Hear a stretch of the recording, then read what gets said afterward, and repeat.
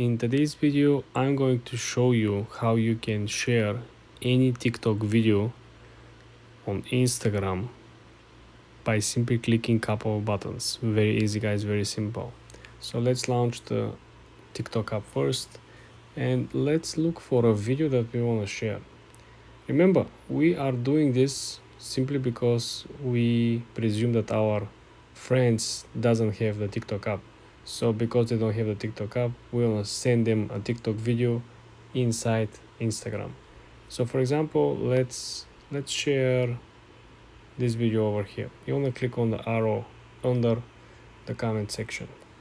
Then you will have this section over here with all the social media that you currently have on your app and currently log in. So you want to scroll through the section over here and you will be able to share this video as a direct message, as an Instagram post, or as an Instagram story. Very easy, guys, very simple, like I said. For more tips and tricks like this, guys, subscribe and come back for more.